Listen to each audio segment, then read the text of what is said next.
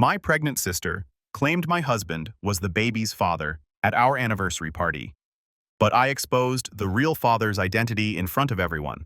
The whole room froze, and I wondered if I went too far. I never thought I'd be sharing a story like this, but I am so lost right now, and I could use some perspective. I'm a 32-year-old woman happily married to my husband Jake, 34 for 5 years now.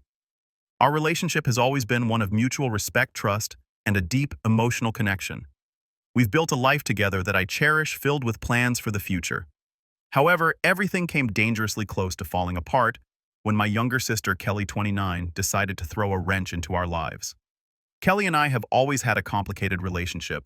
Growing up, she was the outgoing social butterfly in the family, seemingly getting all the attention for her beauty and charisma.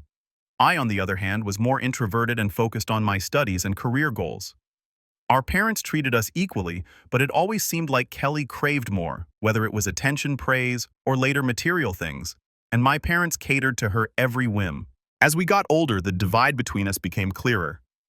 I found success as a software engineer and built a solid career for myself. Kelly, meanwhile, struggled to find direction, bouncing between jobs and getting involved in relationships that seemed fleeting or unstable. 3 years ago, Kelly married Tom, a seemingly kind and generous man who came from a wealthy family. I hoped that marriage would help her settle down, but instead it only highlighted how dependent she had become on the financial support of others, specifically Tom's parents. I had heard through the family grapevine that Kelly and Tom's marriage was less than perfect. Tom's family, while supportive, was growing tired of her lack of contribution to the household. In fact, Kelly had been receiving a monthly allowance from Tom's parents to stay in the marriage and maintain appearances. She would often complain to me about how controlling they were, expecting her to hold down a steady job and contribute financially, but I never thought much of it. I didn't realize at the time just how deep her resentment ran or how far she was willing to go to maintain her lifestyle. Fast forward to this year, as Jake and I prepared for our 5th wedding anniversary. We decided to throw a large celebration complete with a vow renewal ceremony, inviting our closest family and friends. It was meant to be a joyous occasion, but leading up to it, I had a growing sense of unease regarding Kelly.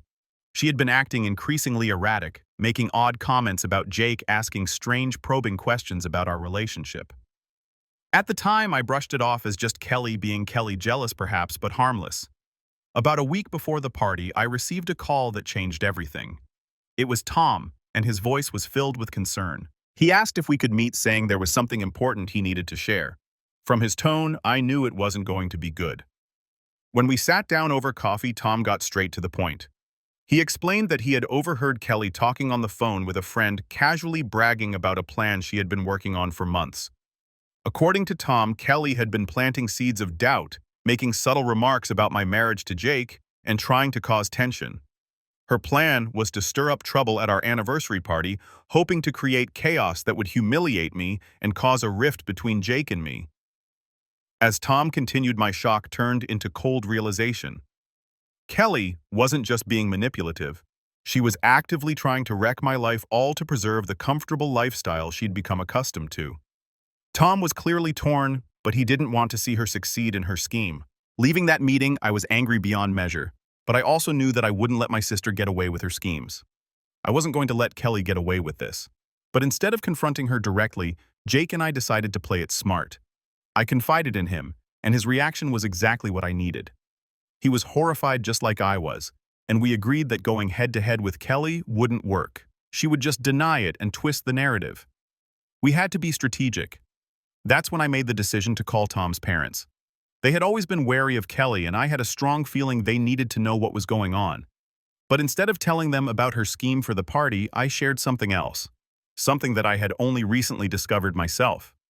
I had recently got to know that Kelly had been recklessly spending large amounts of money she was receiving from Tom's parents, lavish purchases, designer clothes, spa days, luxury getaways.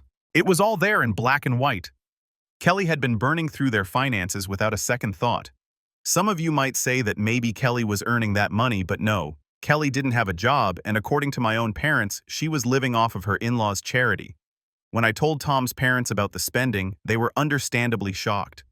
I could hear the disappointment in their voices. They had been generous, thinking they were helping their son and his family, but it was clear Kelly had taken advantage of their kindness. They agreed to attend the anniversary party, but decided to keep their presence a surprise. If Kelly wanted to make a scene, they would be ready. The day of the party arrived, and I knew Kelly was planning to make her move, but she had no idea that I was ready to counteract it. The evening started off smoothly enough.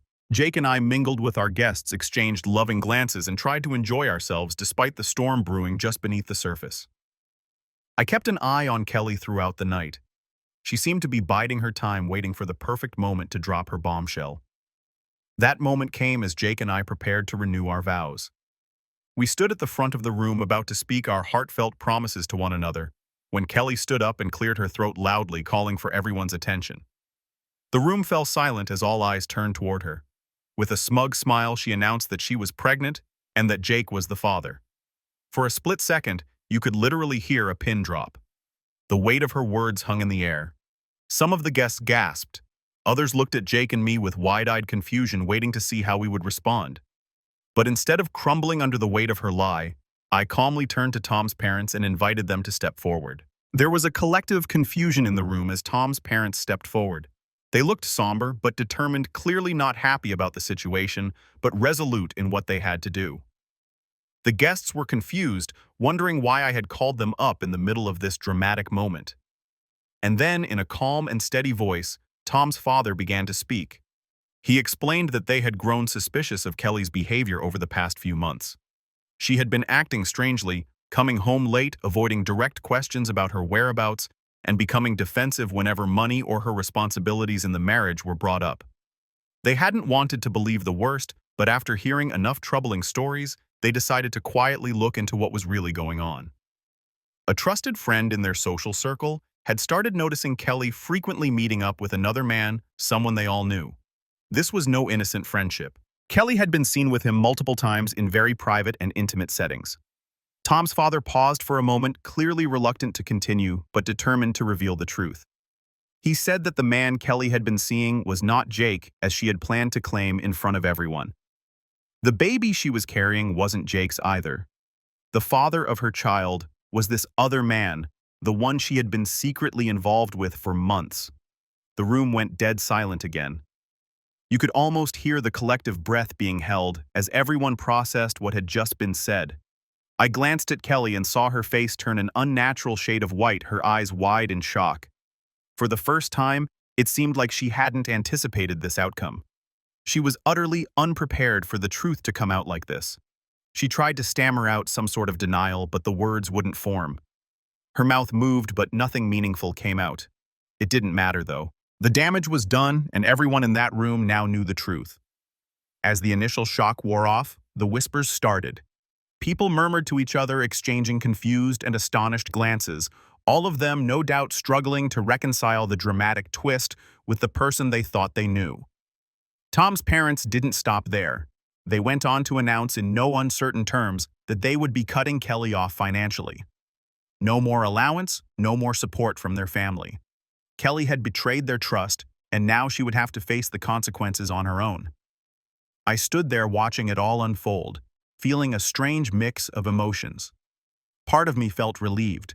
This plan of Kelly's, designed to destroy my marriage and humiliate me, had completely backfired.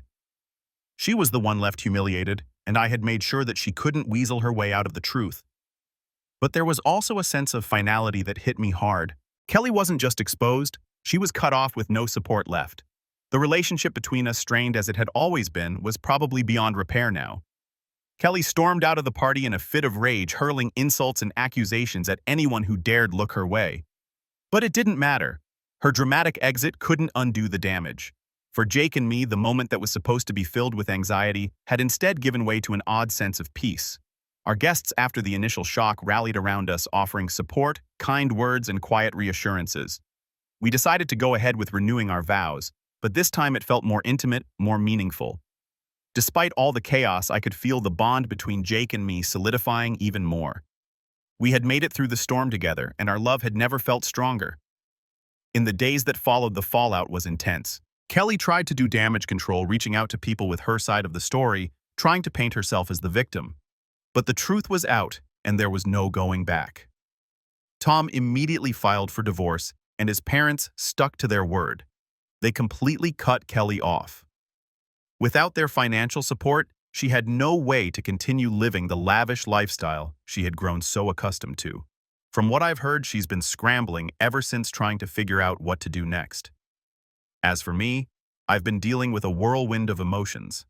On one hand, I feel a deep sense of relief that her plot was exposed before it could cause real damage to my marriage. On the other hand, I can't shake the sadness of knowing that my relationship with my sister is likely beyond repair. The jealousy and resentment she had harbored for so long finally came to a head, and now I feel like I've been freed from that toxic shadow she cast over my life.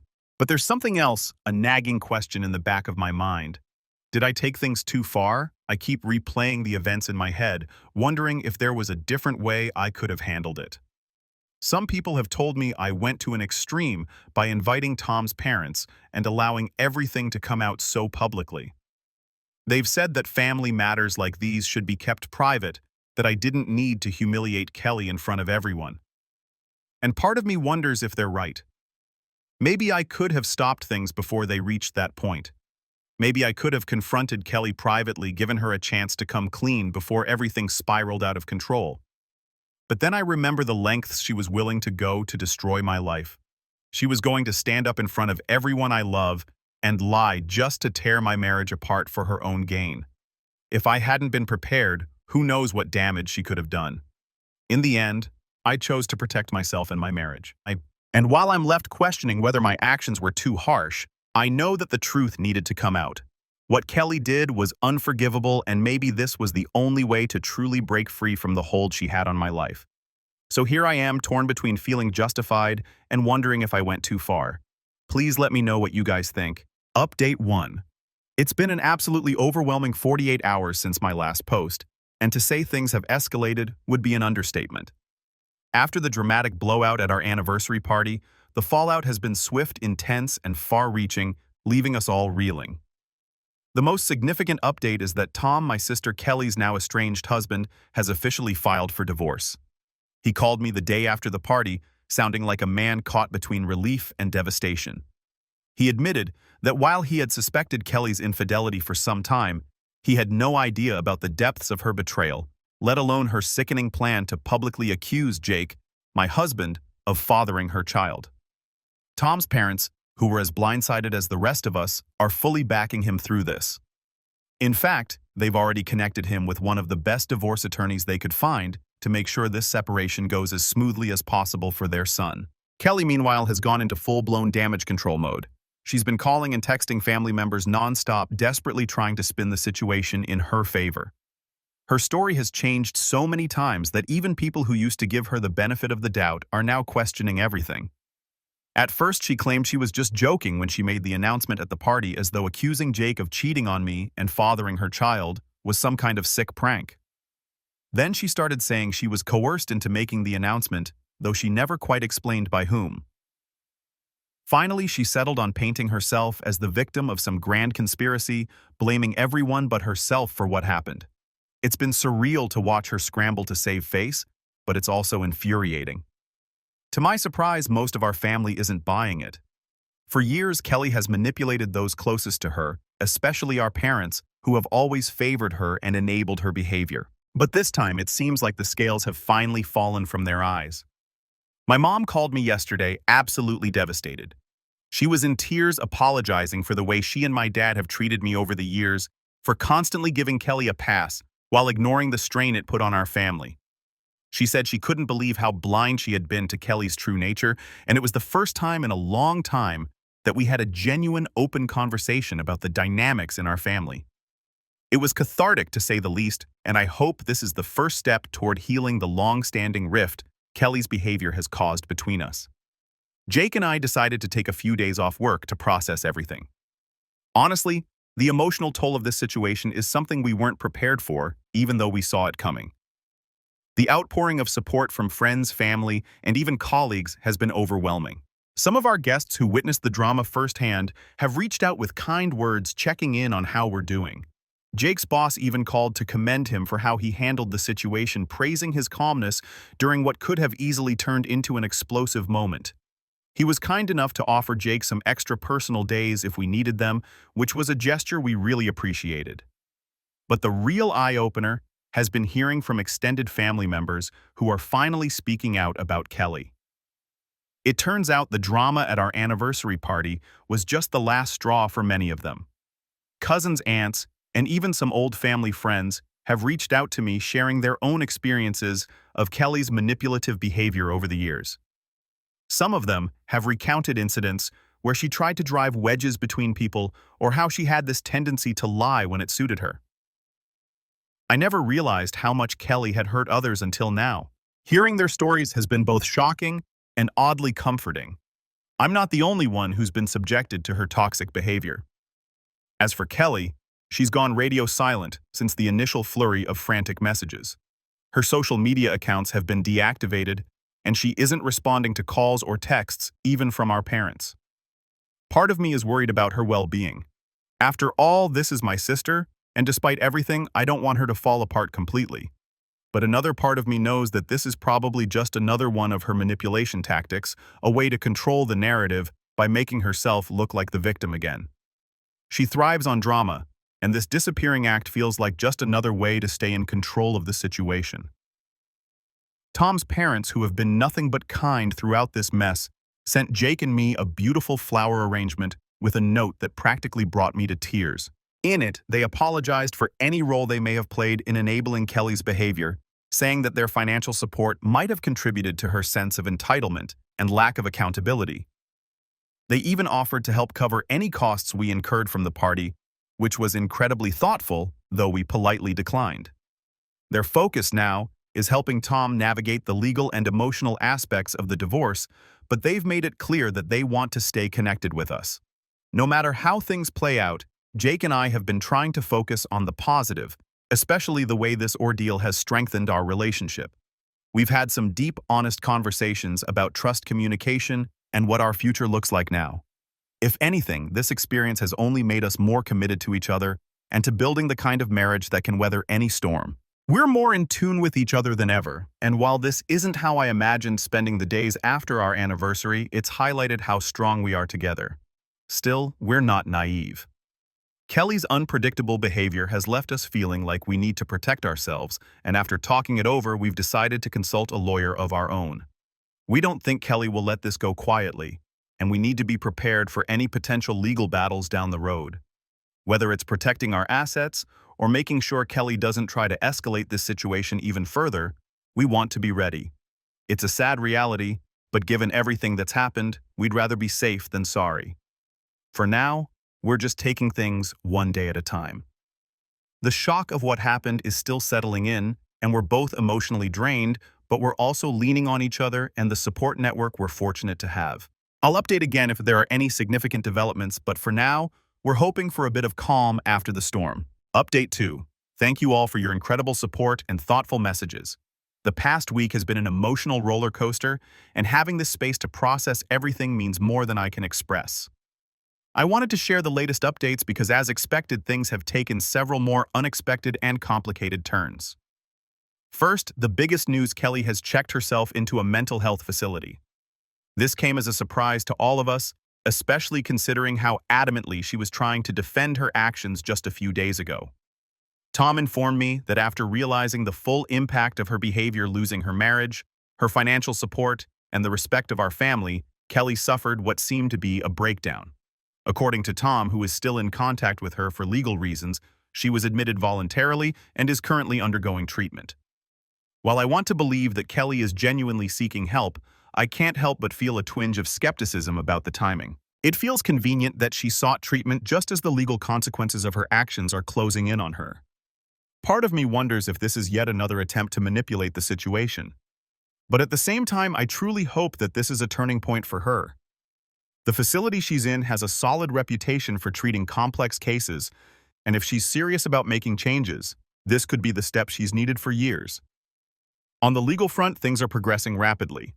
Tom has officially filed for divorce, and his lawyer is pushing for him to seek full custody of their 2-year-old son, James. Given Kelly's mental state and her recent erratic behavior, it seems like the best course of action. Tom's primary concern is the well-being of James, and he's heartbroken at the thought of his son being caught up in this mess. From what Tom has shared, his lawyer has already laid out a solid case to demonstrate why Kelly is currently unfit to have primary custody. It's heartbreaking to see how their son is going to be affected by this. Jake and I have been pulled into the legal proceedings as well.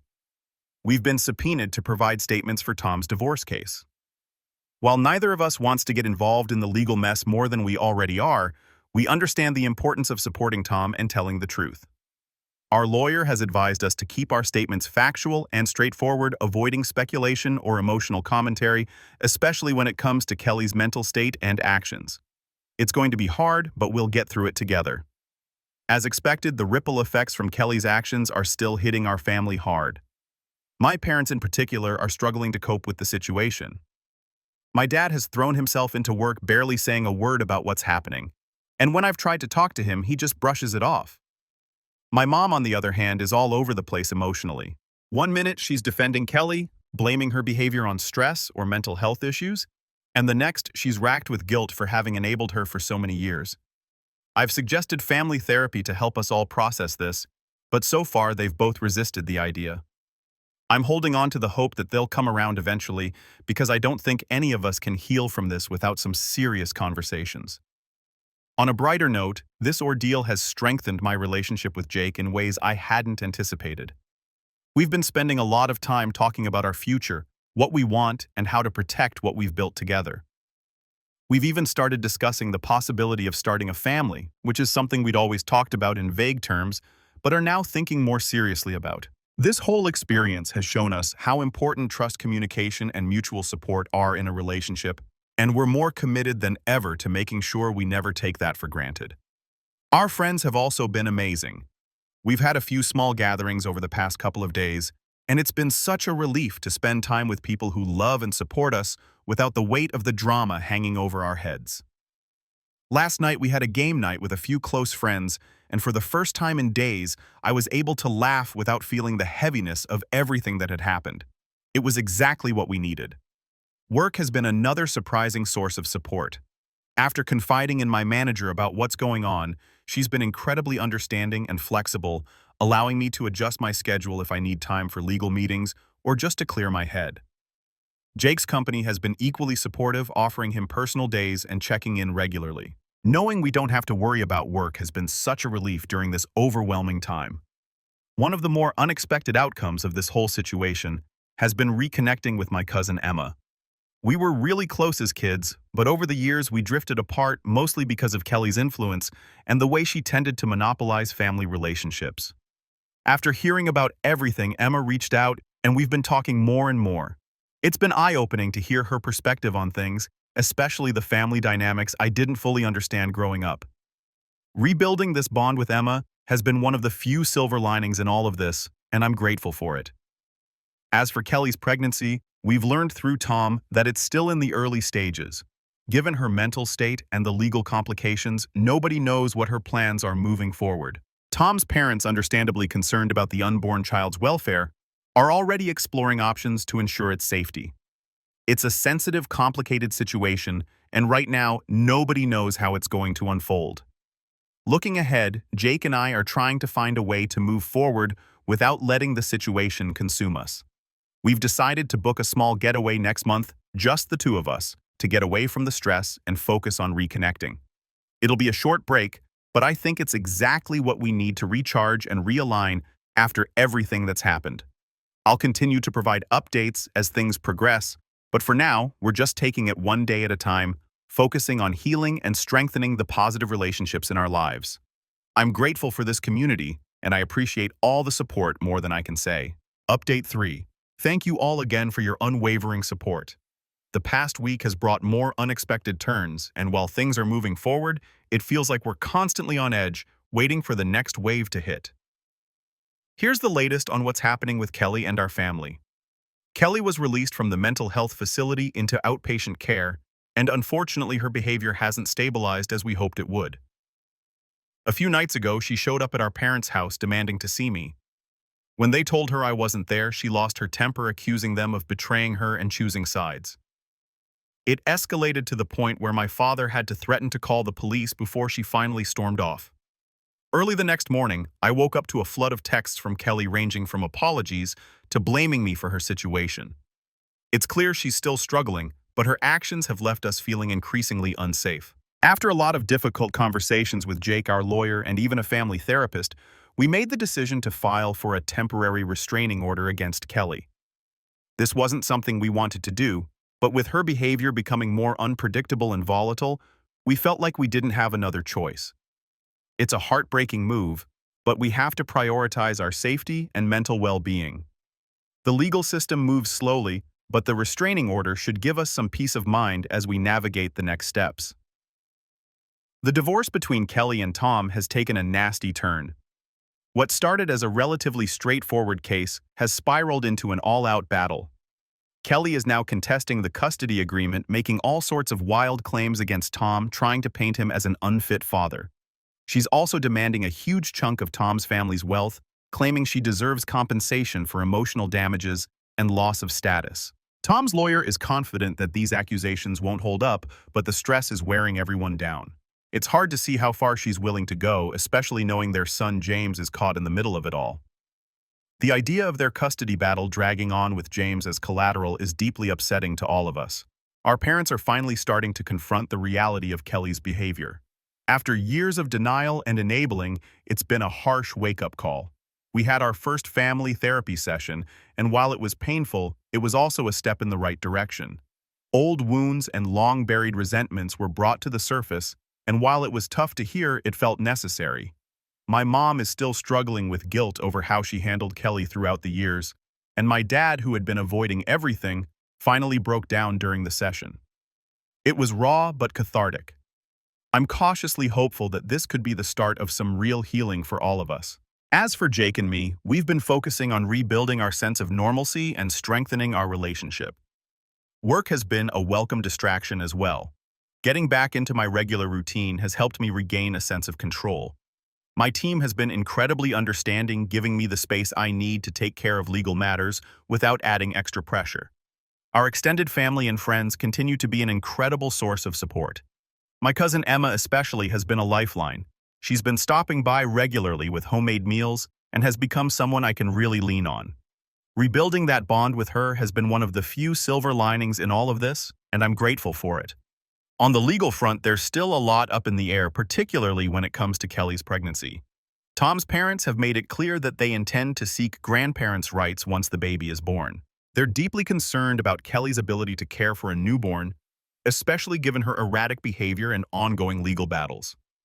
This is likely to lead to another round of legal drama, but I understand where they're coming from. It's a sensitive situation, and we're all trying to balance concern for the unborn child with the reality of Kelly's instability. As for Kelly herself, it's becoming harder and harder to imagine any path for reconciliation.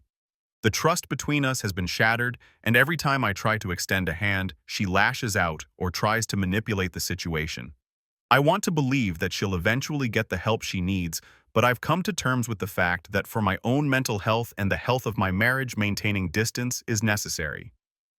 Jake and I are committed to moving forward, and part of that means setting firm boundaries with Kelly, no matter how difficult it may be. Looking ahead, Jake and I are continuing to focus on healing and rebuilding. We're cautiously discussing the idea of starting our own family one day, though we both agree that we need to wait until things settle down a bit more. Thank you all once again for your support. This community has been a source of strength for us during this difficult time, and your advice and encouragement have been invaluable. While I may not update as frequently moving forward, please know that I deeply appreciate all the kindness and understanding you've shown us.